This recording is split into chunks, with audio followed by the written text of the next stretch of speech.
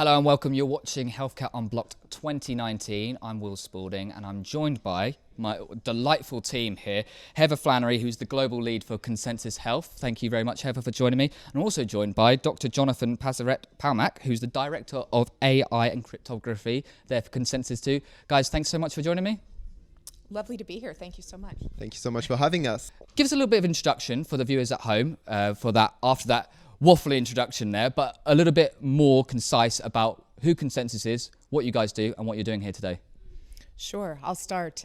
So ConenSys is actually one of the largest pure-play blockchain companies, founded about 5 years ago by one of Ethereum's co-founders, Mr. Joseph Lubin. We have been heavily investing in building large-scale enterprise products that ride on top of the Ethereum protocol, both for the public mainnet and for private enterprise networks. And my particular accountability is to lead value creation in the healthcare and life sciences vertical globally. And at ConenSys Health, we also have a product roadmap where we will be leveraging existing ConenSys assets, but building a substantial amount of net new technologies at the intersection of blockchain, advanced privacy, and decentralized AI. And my colleague, Dr. Passerat-Palmbach, is a deep domain expert in those technologies. Oh, well, how fascinating, and thank you for the introduction there as well. Obviously, it's very interesting that you're working very closely with one of the leaders and one of the owners of Ethereum technology, which is all relevant within blockchain as well. And I think if people now relate blockchain, one of the first things is either Bitcoin or Ethereum as well. Not all the time, but especially when we're talking about tokenization and coin-based technologies there as well. So it's great that obviously you've got the backing there. Now, Jonathan, give us a little bit of an introduction to your background as well. I know you just had an introduction there from Heather, but would you like to give us a little bit about what you do there at ConenSys, which is slightly different to what Heather does? Sure. So I got into the blockchain space by calling an interest on a trend called decentralized cloud computing, because I was working heavily on high performance computing and distributed computing before. So that's the concept that you don't have to trust one single cloud provider, but that any one of us could contribute computing time to form like a decentralized cloud. So from there, I dived down deep onto the blockchain space, discovered Ethereum, and started to see the link between this technology and privacy preserving machine learning, which was something I was interested in due to my work at Imperial College. I work in a lab called Biomedia, where we use artificial intelligence to analyze medical images. And when you think sensitive data, there's two obvious ones that comes up to your mind. That's healthcare and finance, most likely. So that was a very compelling use case for us. When I started to have conversation with ConenSys, I was really thrilled by the fact that there was people like Heather and also my colleague Bill Gleim, who's the CTO at ConenSys Health, who had this vision of the power to combine blockchain and not to use it as a standalone tool, but to combine it with very advanced cryptographic primitives to get the best of both worlds and deliver a vision that we have, which we call a decentralized AI vision. Combining blockchain technologies and privacy-preserving machine learning together as a whole. No, thank you. Thanks for that introduction. I think that was something that you brought up just now in one of the Q&As, which is talking about decentralization as well, and the benefits that you're going to see, and the fact that certain countries are embracing it more as well, such as Canada and I believe Holland as well. So, obviously it's all relevant to the conversation that we'll be having throughout. Now, what can we expect from you guys as a company? It's now coming to the end of 2019. It's not obviously the end of the financial year yet, but what can we expect for you in 2020? What's going to be big coming out from your end? Sure. So we have not yet publicly announced our product roadmap. We're not going to speak to that in detail. Okay. But what you can expect for ConenSys Health is announcements with respect to our first products that will be entering the market, that will be timed roughly in January. Okay.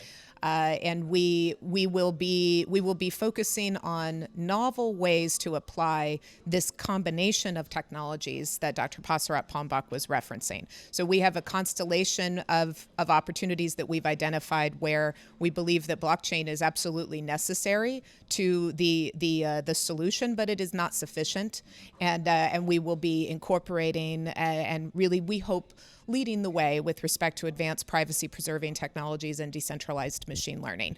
So there's going to be a portfolio of products. There's also going to be a platform where we hope to be able to engage the ecosystem focused on blockchain in healthcare and solve some of the most difficult challenges for a startup organization to resolve.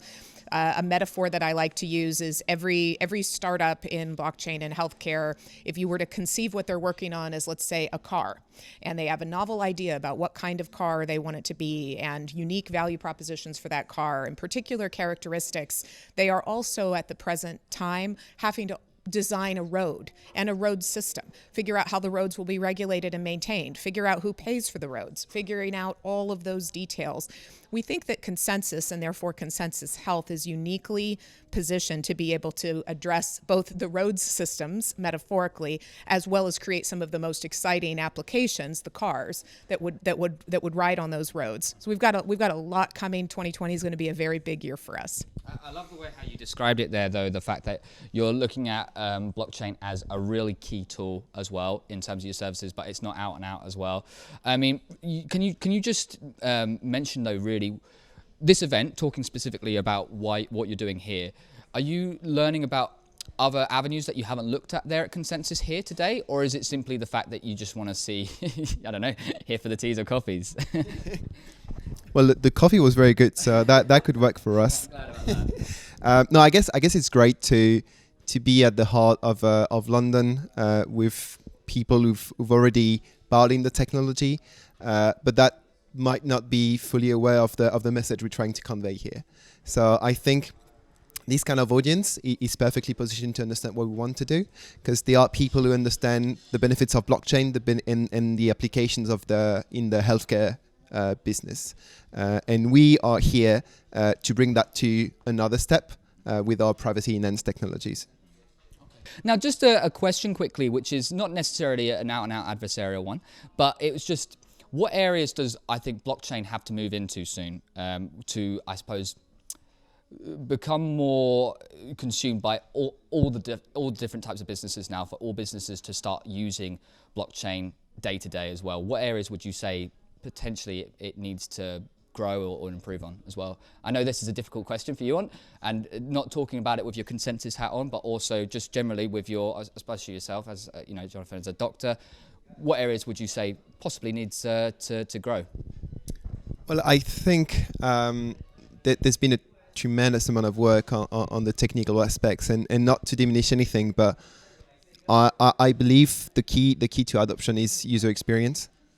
So I know there's lots of people at ConsenSys, but elsewhere as well, that are thinking really hard on how to make interacting with blockchain easy for people. I think we had a great talk before from our colleague at Accenture, who was saying that the privacy will not be a good enough keyword to convince people to adopt this kind of technology. It's going to have to be seamlessly integrated in their journey as a user, and that's maybe where we need to put our focus on if we want to see a growing adoption in this kind of technologies, I think. Great. Well, thank you for that. Would you like to add to that, Heather, at all? Yeah. I would. A total concurrence on UX being critical path, absolutely. And I wear a number of other hats in industry, including chairing a standards development working group at IEEE focused on blockchain in healthcare and life sciences. I saw your LinkedIn. The list is. So I think we have major challenges with respect to the blockchain is a team sport. Right? And in healthcare and life sciences, lots of different teams are forming, and we could think of those as blockchain business networks or consortia. Right now, we don't have any mechanism or strategy in place for how different consortia will align their activities. And what we know for sure is that information and workflows will need to flow across these different blockchain networks. So we have a major evolution that needs to occur around, if blockchain's a team sport, how do the teams all work together? And standards plays an important role. So too does industry self-regulation. And those are activities both in two different parts of IEEE that that I'm honored to collaborate with many colleagues around the world across 160 countries looking at how to solve those problems. Great. Well, Heather, Jonathan, unfortunately, we're going to have to start to wrap things up now anyway, because I think we're on a bit of a time constraint anyway, and I've got to get through a few other interviews throughout the day as well. But it's been absolutely fascinating speaking to yourselves, getting obviously your consensus on ConenSys as well. So yeah, I know, good one, right? Made that up on the spot. But no, it's great to have you on. Thank you for joining us, and wish you all the best in the future.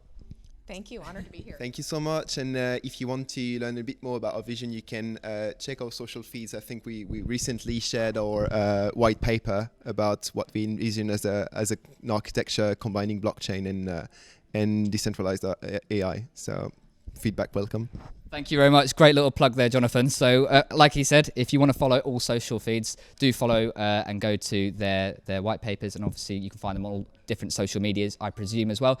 Likewise, you can also follow all social medias on NR4. You can use the hashtag NR4_media for all things going on Facebook, Instagram and LinkedIn. I hope you enjoyed this video, and if you found it interesting, do not be shy to comment away and say anything else that you'd like to add to the next conversation. See you later.